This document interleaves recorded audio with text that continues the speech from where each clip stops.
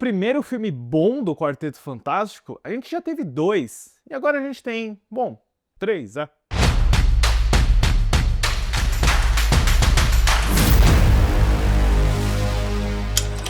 Olá, fãs da sétima arte, meu nome é Lucas Nascimento e esse é o Lucas Filmes, e hoje eu tô aqui para falar sobre o aguardado, o antecipado Quarteto Fantástico Primeiros Passos, novo filme da Marvel dirigido pelo Matt Shakman. Mas antes eu vou pedir para você curtir esse vídeo, se inscrever no canal e ativar o sininho para não perder notificação dos próximos vídeos.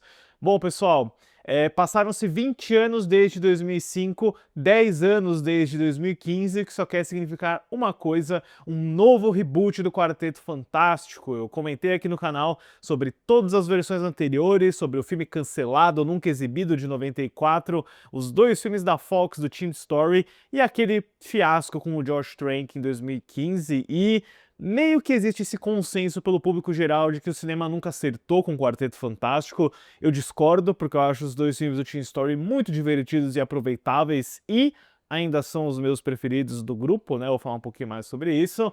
Então, né, quando o Kevin Feige anuncia que ele vai produzir um novo filme do Quarteto Fantástico para o MCU, para a saga dos Vingadores, isso é um grande alento para os fãs, é uma grande fonte de expectativa, ainda mais porque esse anúncio vem no mesmo ano do Vingadores Ultimato, né, o ápice inquestionável do MCU no cinema. Então, né, o caminho até lá, primeiramente, começa com o fracasso do Quarteto Fantástico do Josh Trank. Tinha uma continuação planejada, foi cancelada, um crossover com os X-Men também foi descartado. Então, a Fox passa a cogitar outras opções, né? E eu tinha até me esquecido disso, mas o projeto imediato que eles começam a desenvolver com o roteirista Seth Graham Smith é um filme de cunho mais infantil, um pouquinho mais cartunesco, que seria totalmente centrado nos filhos do Reed e da Susan, os poderes deles e pequenas participações do Quarteto Fantástico, né? Ia ser algo bem pro público infantil, acho que baseado numa HQ específica do grupo, e que era bem comparado com a vibe dos Incríveis, por assim dizer, né? Especialmente o personagem do Zezé.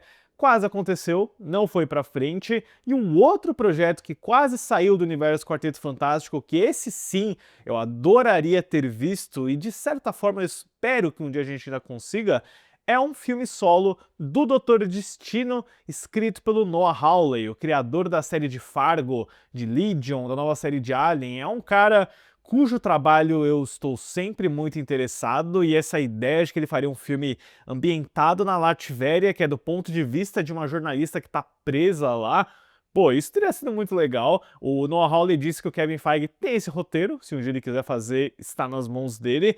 Tomara que isso aconteça, mas esse plano e o dos filhos do Quarteto Fantástico são completamente barrados quando a Fox é comprada pela Disney, e aí todos os personagens da Marvel, os X-Men, Quarteto e afins, viram propriedade absoluta de Kevin Feige do MCU. Então, em 2019, na Comic Con, é anunciado um novo filme do Quarteto Fantástico que seria dirigido pelo Jon Watts, o Zé Tomada da trilogia do Homem-Aranha do Tom Holland. Ele faria logo depois do Homem-Aranha Sem Volta para Casa, de 2021.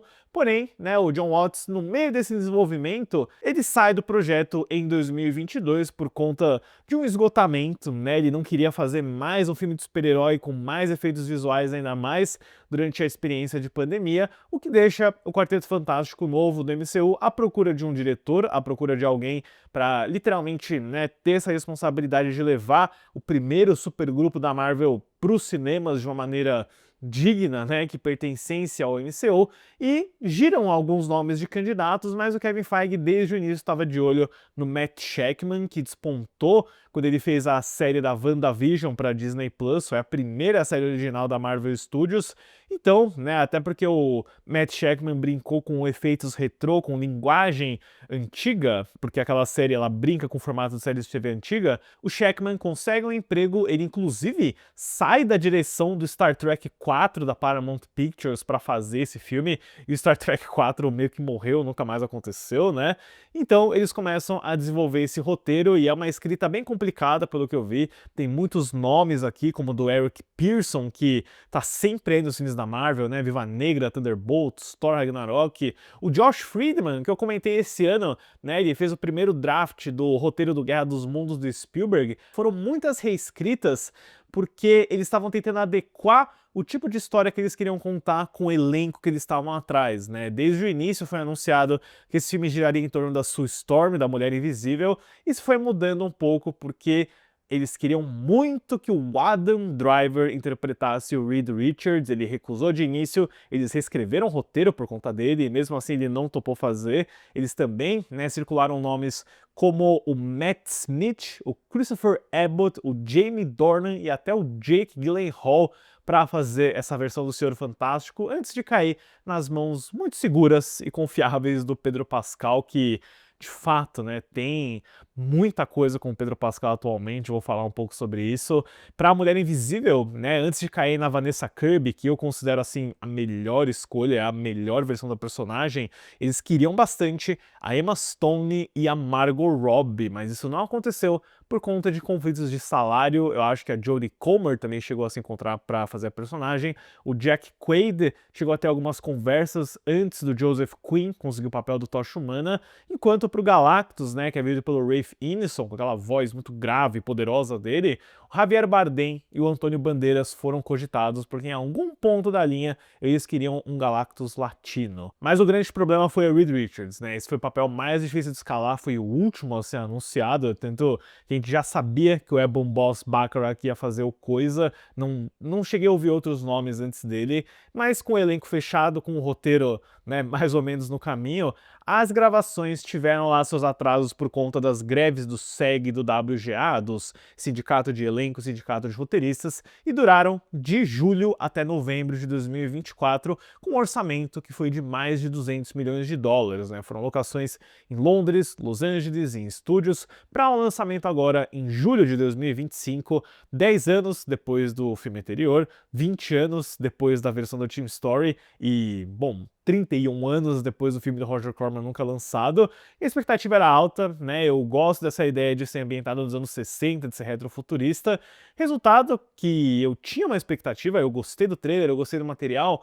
É bom, eu gostei do filme, mas eu não acho que ele consegue trazer a concretização do que ele prometia, né? De ser um filme de verdade, de ser um cinema rico, com algo a dizer, com algo a realmente explorar, assim, do jeito que parecia ser, né? No fim, ele é só mais um filme da Marvel, pra bom ou pra mal. A história do filme é ambientada na década de 60, onde o grupo de heróis do Quarteto Fantástico tem a fama interrompida pela chegada do poderoso vilão Galactus, vindo por Ralph Ineson, que ameaça destruir o planeta de forma definitiva. É mais ou menos uma readaptação do arco da trilogia do Galactus dos quadrinhos que o Team Story já tinha levado no Quarteto Fantástico e o Surfista Prateado de 2007, né, onde o Quarteto Fantástico já estabelecido e até começa a discutir sobre a formação de uma família, é ameaçado pela chegada do Surfista Prateado, que aqui é uma versão feminina vivida pela Julia Garner, que é canônica dos quadrinhos, pelo que eu entendi,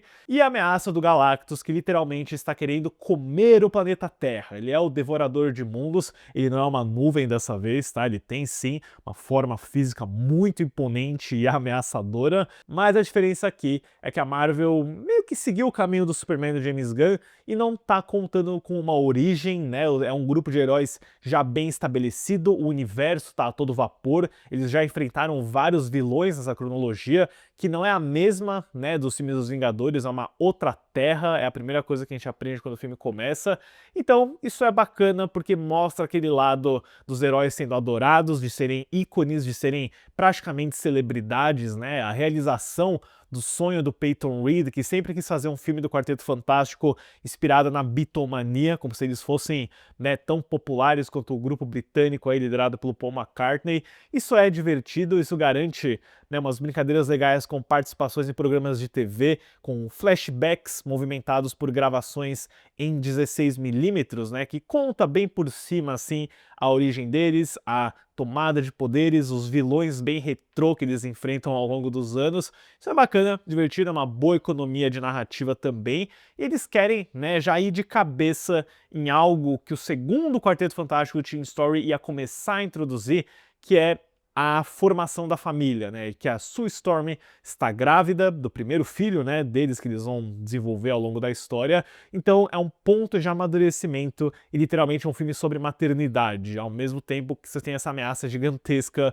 do Galactus. No sentido de roteiro, narrativa, eu acho que ele é coerente, eu acho que ele é bem direto, inclusive, ele é mais curto do que eu estava imaginando, parece que todos os filmes do Quarteto Fantástico têm a sina de serem curtos demais, mas eu não reclamo disso, tá? Eu acho que ele é coerente, eu acho que ele tem uma boa narrativa, ele é até econômico na forma do humor, né? O humor nunca me pareceu muito estúpido como na maioria dos filmes da Marvel, eu acho que ele é natural, né? Você tem a relação e a dinâmica da família que tá funcionando ali da maneira apropriada. Eu acho que algumas coisas acontecem sim de forma um pouco rápida, né? Ele é um filme, afinal, sobre a ameaça do apocalipse e às vezes você tem algumas muletas narrativas do tipo, você tem que acreditar que o mundo inteiro, né, nesse universo aqui, vai ceder a uma cooperação internacional de apagar as luzes todo dia para gerar energia para o planeta, né? Enfim, é uma utopia, né? Algo que está bem transparecendo pelo design de produção. Inclusive, eu já vou falar sobre isso, tá? O design de produção é maravilhoso, é quase como se a gente estivesse vendo um filme live action dos Jetsons, porque ele força bastante o conceito do retrofuturismo, né? Uma visão dos anos 60 com jetpacks, com carros voadores, com torres em forma de disco. É brilhante nesse sentido, trabalho de figurino, de maquiagem, de cabelo, o que só torna para mim mais aparente a frustração com a direção do Matt Shakman, né? O Matt Shakman, ele é um cara de TV, e isso tá bem transparecido aqui pra mim, porque o Quarteto Fantástico Primeiros Passos quase parece um filme do Disney Plus, quase parece uma daquelas séries que eles soltaram, né, com tanta insistência ao longo desses últimos 3, 4 anos, e eu senti falta de algo mais dinâmico, de algo mais apaixonado. Eu até cheguei a ler uma quote do Matt Shakman de que ele quis filmar esse filme da forma como Stanley Kubrick filmaria algo nos anos 60, na forma dos enquadramentos e uso de lentes. Meu amigo, que porra é essa que você tá falando, com todo respeito, tá? Porque esse é um filme que, apesar de ter um cuidado técnico, de design de produção, de cenários e detalhes muito caprichado, eu não vejo esse olhar apaixonado na câmera, na lente, na fotografia da Jess Hall. Como que é possível um filme ter tanto estilo e pouca personalidade ao mesmo tempo, né? Porque as sequências de ação pesam um pouco os efeitos visuais, você vê, né, aquele recorte de elementos e camadas não muito bem feito em algumas cenas. Você vê que os figurinos são vibrantes, muito coloridos, mas parece que a lente tem um pouco de vergonha, né? A câmera não tá muito à vontade em abraçar a cor, o espalhafatoso que aqueles figurinos estão sugerindo. Tem boas cenas de ação pela ideia do que está acontecendo, né? Tem uma cena específica onde a nave do quarteto está sendo perseguida pela Surfista Prateada dentro de um buraco negro, e aí você tem uns ecos de Star Wars e até de Interestelar, né? Meio que um Interestelar de baixo orçamento, por assim dizer, tem planos que são iguaizinhos, mas sem aquele detalhe, aquele nível de construção prática e de CGI de alto nível e de fotografia IMAX, é claro. E em especial, né, tem um momento do filme lá no clímax onde a Sue Storm, assim, não é spoiler dizer que uma das heroínas do filme vai enfrentar um vilão do filme, né? Eu tô falando aqui, obviamente, do Galactus, mas tem um momento do filme onde uma manifestação de poder é colocada e eu acabei não comprando, mas não por conta da capacidade daquela personagem, do nível de habilidade que a Sue Storm tem, mas porque eu não comprei a forma que o Matt Shakman filmou essa cena, a forma como a encenação foi realizada, porque você tem lá um plano médio, um plano aberto, a Vanessa Kirby grita, e você tem que acreditar que aquilo lá te vendeu, o que a cena está pedindo. Aí eu falei, poxa, eu senti tanta falta de um close, de uma tomada de olhar, de uma câmera mais incisiva, isso nunca acontece, sabe? Eu sei que vocês vão me bater aí, mas eu vou lembrar de novo do X-Men Apocalipse, quando a Jean Grey destrói o Apocalipse no final, né?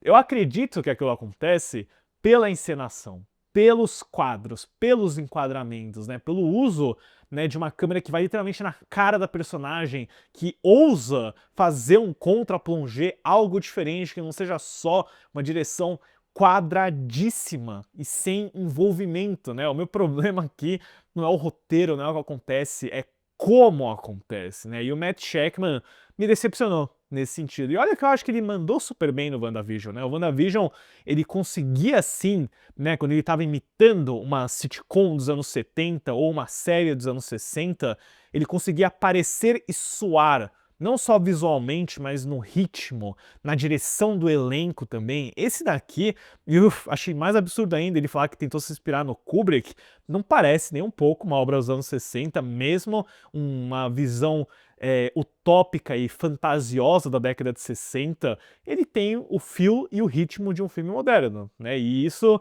acaba transbordando no trabalho de elenco também, né? E aqui é um pouco decepcionante pra mim, porque eu não comprei o Pedro Pascal de Senhor Fantástico, tá? Eu gosto dele como ator, mas, né, quando um ator começa a trabalhar demais o tempo inteiro, ele começa a se repetir. Então, quando eu via o Reed Richards, eu via o Joel, do The Last of Us, só que falando muito mais baixinho, assim, falando com um pouquinho mais de calma, porque parece que a grande visão pro Pedro Pascal do que é o Reed Richards é falar devagar e baixo pra soar que ele é mais inteligente. Isso não colou muito pra mim. Eu não gostei muito também do Joseph Quinn como Tocha Humana, né? Eu acho que esse personagem precisa de um swag, precisa de um humor forte, porque ele é o alívio cômico do grupo. Eu senti ele meio tímido, sabe? Até tem algumas piadinhas, alguns momentos, assim, especialmente, né, no tesão que ele sente pela surfista prateada, mas não é nada no nível do que o Chris Evans fazia. É um pouco mais colorido, sim, um pouco mais energético do que o Michael B. Jordan tentou fazer no filme do Josh Trank, mas eu senti falta de algo mais forte ali. O Ebon Boss-Baccarat, ele tá bem como coisa, né, uma performance de captura de movimentos, mas eu estranhei o fato de eles não terem mudado a voz dele, né, todas as versões anteriores, o Coisa, ele tem aquela voz grave, rochosa, aqui é a voz do cousin, do urso, e não teve tanto impacto pra mim, né, eu acho até que o CGI é bem feito, sim, é parecido com o quadrinho, sim, mas eu não senti que ele era um personagem de verdade, sabe? Ele era muito cartunesco nesse sentido. E beleza, o filme ele tá apostando no cartoon, mas eu acho, vocês vão bater de novo, que a versão do Josh Trank fez uma coisa em CGI muito mais palpável, com presença e impacto do que esse daqui, na minha opinião, claro. O destaque é a Vanessa Kirby, com toda certeza, ela, né, tem muito mais presença aqui, a Mulher Invisível é melhor escrita, o conceito de maternidade é um forte elemento da história, então ela se beneficia disso com toda certeza. É a melhor Mulher Invisível, mas é irônico que a melhor Mulher Invisível do cinema tenha que ter vindo num filme onde os outros três ficam meio abaixo da média. Costumava ser o oposto, né? E eu também não senti muito a integração deles, sabe? A integração de família. Eu não senti, né, que o Reed e a Sue são um casal apaixonado. Eu não senti a amizade do Reed e do Ben, que era tão bem feita no filme do Teen Story e até no do Josh Trank, né? Aquele filme erra em muitas coisas, mas ele estabelece bem a amizade deles. A troca de farpas do Johnny e do Ben não senti muito também.